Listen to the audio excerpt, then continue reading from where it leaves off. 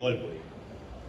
Kabataan ng kabataang gusto ng mga customer, habang sa gabi-gabi mong pagpupuyat, ay patanda ka naman ng patanda. Wala kang laban.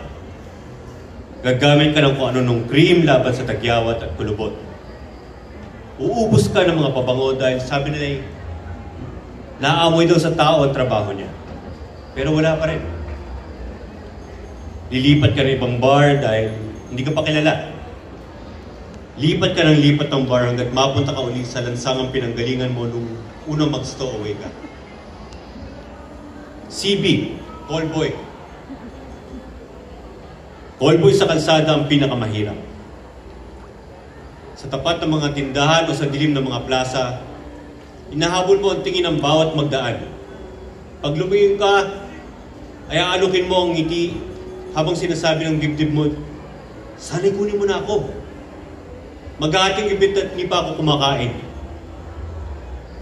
Kaya ang iba'y nag-aaral habang nagtatrabaho. Para may kinabukasan, 6 lito, 16 paguhan.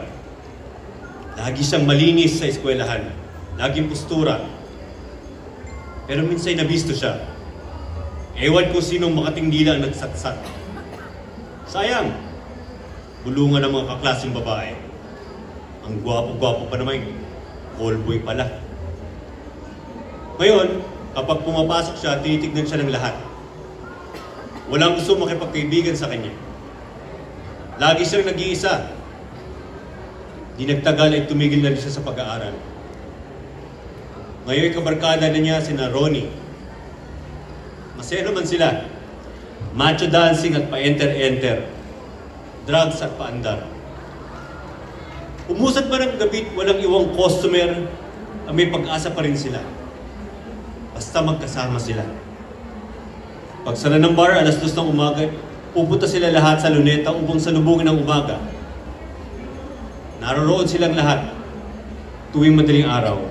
Mga callboy at callgirl galing sa iba't ibang bar at nightclub. Akala mo'y nagpatawag ng konbensyon ng patron saint ang mga puta. Wala naman silang ginagawa. Puro lang bidahan. Pare, June pala. Model na sa Puerto Manila. Aba, okay pare. Ikaw, saan ka ba magpapasko? Naririto ang kanilang pamilya. Ito ang kanilang buhay. Di magtatagal, ay lalabas ang araw. Sisikat ang lahat. Sisikatan ang lahat. Walang pinipili, mga puta man o hindi. CP, child prostitute, at callboy at callgirl, mga stowaway, biktima at nambibiktima. Saan man ang teritoryo, lahat ng wala sa bahay, mga batang lansangan. Habang lahat ng tao sa palibot ay nagsisimula pa lang ang araw, pagod na iuwi ni Ronnie ang mga katawan upang itulog.